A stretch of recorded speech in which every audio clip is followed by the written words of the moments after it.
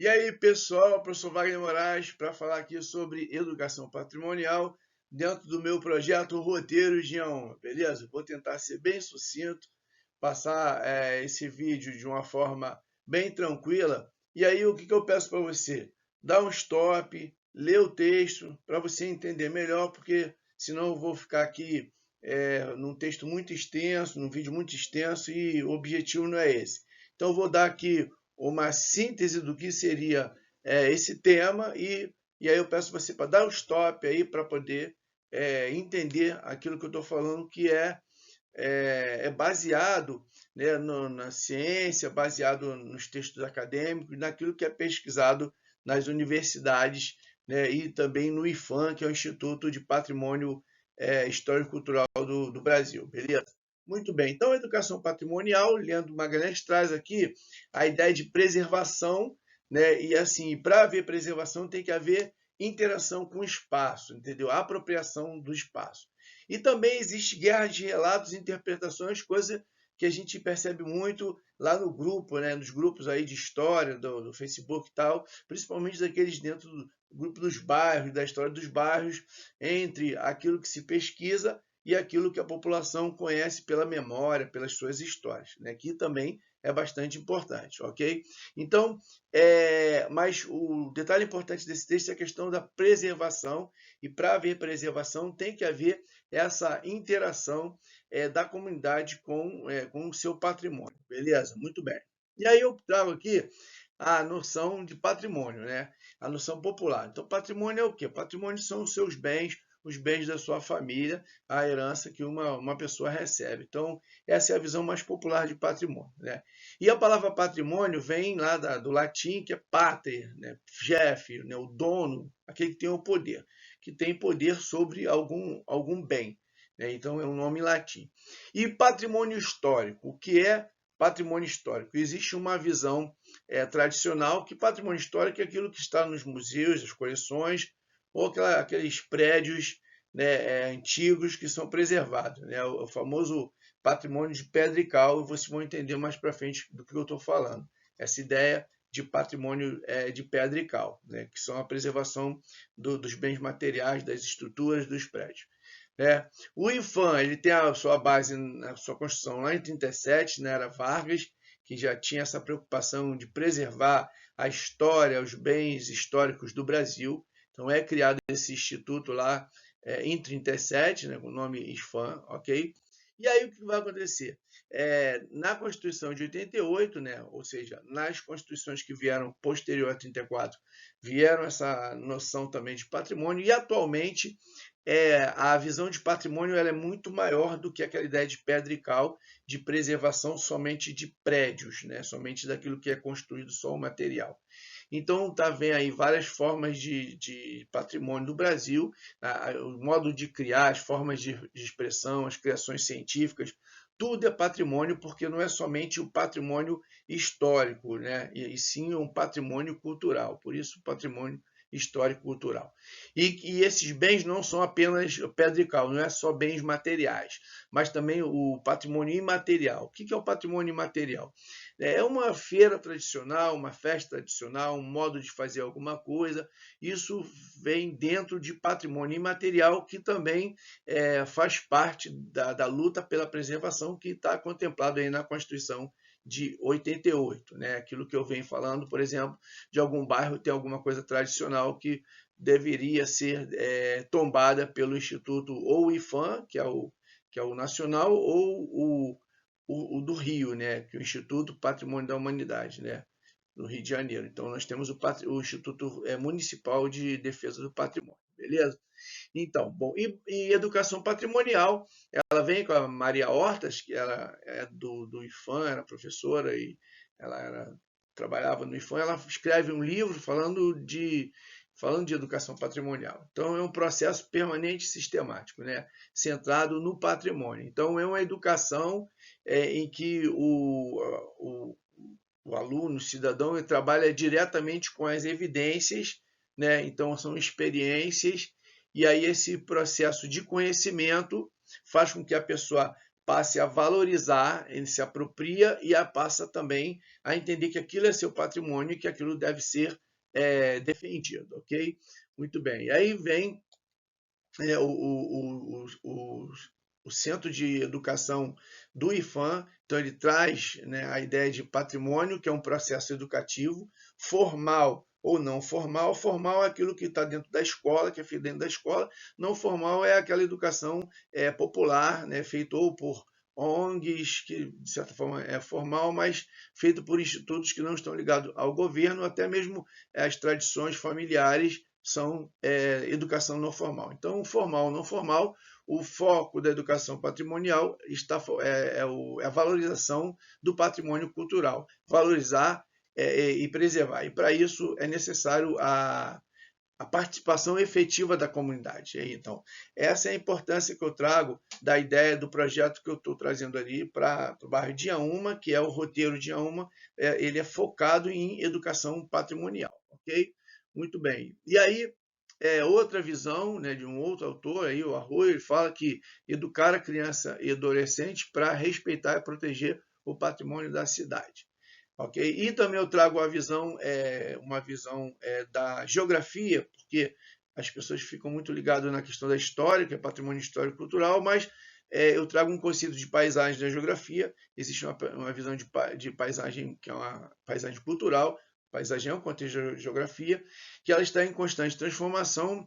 Então, quando ele fala de convívio, afetividade dos lugares de encontro, lugar de caminhar da rua, aquilo ali, essa afetividade faz com que essa paisagem cultural ela possa se tornar um patrimônio para aquela comunidade. Então, a paisagem também pode ser um patrimônio cultural daquela população, porque a paisagem está muito ligado à pessoa, a paisagem cultural, porque é aquilo que ela vê todos os dias, então ela tem afetividade com aquela paisagem.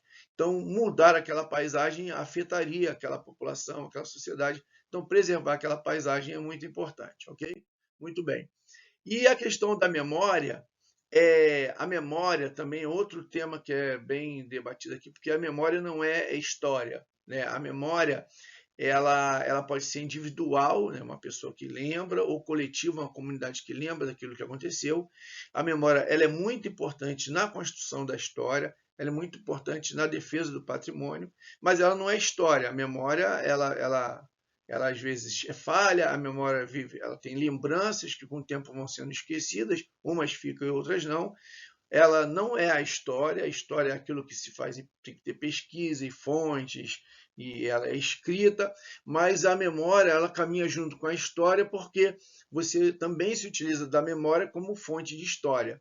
E a memória é muito importante na defesa do patrimônio cultural, justamente por você ter uma memória afetiva por algo, então você luta pela preservação daquele algo. Então a memória ela também é muito importante na educação patrimonial, ok? Então aqui nós temos alguns objetivos da educação patrimonial, não vou ficar listando todos eles, mas é muito importante porque é o seguinte, quando você tem essa prática pedagógica em que você ensina uma população a preservar o seu bem cultural, isso fica como uma herança da identidade daquele lugar, né? Mas também aquilo pode dar opções para projetos culturais e até para renda. Por quê? Por exemplo, casarões que foram derrubados no bairro de Inhaúma, por exemplo, eles hoje poderiam ter virado museus, centros culturais, e lá ele ia virar lugar de visitação de público ou de escola, né, onde você teria que ter funcionários para cuidar desse museu, da segurança, da preservação desse museu, pessoas para ensinar o que está acontecendo ali, o que aconteceu naquele local, né, lanchonetes, teatros, enfim. Aquele espaço que foi demolido, ele poderia virar não só para a preservação do bem para a comunidade, mas também um lugar de renda. Entendeu? Então, o patrimônio cultural e artístico de uma comunidade, ele pode virar um objeto de renda, né, para a comunidade. entende? Então, a preservação cultural, a preservação do patrimônio também pode abrir espaço para isso. Então, por isso uma das importâncias de preservar essa identidade, esse patrimônio. Hoje em Alma, por exemplo, a casa onde vive, pelo menos morou por um tempo, assim, passava os finais de semana, enfim, a princesa Carlota Joaquina, rainha Carlota Joaquina, que é casada com o rei de Portugal, esse casarão hoje vive sendo um centro cultural, um museu, poderia até ter convênio com a Espanha, já que a Carlota Joaquina era uma princesa espanhola. Então, eu sempre tento mostrar isso no meu projeto de educação patrimonial, a importância da preservação, não só pela questão da identidade, de preservação da sua identidade como bairro, como localidade, mas também como lugar que pode, lugar de recursos financeiros, né? Você criar um espaço para que a população tenha uma renda, ok? E também roteiros, né? Roteiros culturais, roteiros de turismo também podem ser criados quando você tem a preservação de um bem patrimonial, ok? Então, os tipos de educação patrimonial, ela fala, né, aqui traz a antiga forma, que era tudo muito rígida, muito presa somente aos bens materiais, só os prédios, né, os museus, as coleções, era uma coisa muito fechada, não dava espaço para a interpretação, e a educação patrimonial transformadora é aquela que dá espaço para diálogo, para várias narrativas, que também são importantes, né? E nesse diálogo também interpretações da população que olha aquele bem como patrimonial, cada um dá sua interpretação, e isso é muito importante, beleza? Ok? E aqui a parte final desse vídeo que fala do tombamento. Então, o tombamento ele é muito importante porque ele é regulado por lei. Então, eu estou na luta aí pelo processo, tentando dar entrada, não estou sabendo nem como dar entrada, porque eu posso dar entrada, qualquer cidadão pode fazer um pedido, se vai ser aprovado ou não, aí depende das autoridades, mas dar entrada num pedido de tombamento no caso, um objeto do bairro de Alma que, para mim, deveria ser tombado. Então, o projeto de tombamento é isso. Você faz o pedido, a prefeitura, ou o Estado, ou o governo federal, ele tomba e, a partir daquele momento, aquilo não pode ser mexido, aquilo tem que ser preservado pelos seus proprietários. Ok? Isso vai ser registrado e aí, a partir dali, não pode ser modificado, não pode ser destruído. E aí acontece justamente os conflitos, porque o tombamento de um bem ele necessita da preservação, e quem tem que preservar é o proprietário. Se for o Estado tem que preservar. Se for uma particular, o particular tem que fazer as obras de restauração para preservar aquele bem. E não pode ser destruído, entendeu? Então, a casa da sede onde ficava a Carlota Joaquina foi derrubada em 43 pelos donos. Quando eles soube que Getúlio Vargas ia fazer a lei de tombamento, eles foram lá e derrubaram, porque eles estavam com interesse de vender os terrenos. Okay? E assim se perdeu aquele bem patrimonial.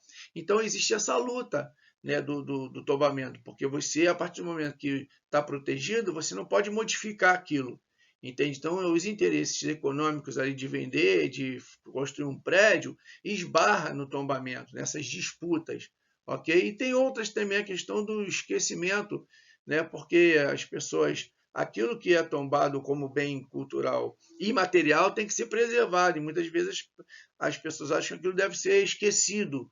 Então, existe uma disputa também, uma disputa social da preservação, não de uma memória. Entendeu? Então, essa é a questão do tombamento, ela é muito importante, porque é o tombamento que vai proteger um patrimônio cultural material ou imaterial de uma comunidade, ok? Então, estão aqui as referências bibliográficas, algumas daquilo que eu falo, você pode pesquisar, baixar em PDF e ler se houver mais interesse. Tá ok, gente? Um grande abraço, divulga esse vídeo aí, ok? Aqui no estúdiozinho novo aqui que eu estou começando a fazer, divulga aí o vídeo aí, divulga para a comunidade, dê o like aí no canal, enfim, curta, compartilhe, siga, vamos que vamos aí lutar pela preservação dos bens culturais, seja do projeto Roteiro de Alma, seja do projeto aí do seu bairro. Um grande abraço, professor Wagner Moraes, professor Vaguito, com Vaguita Gabarito.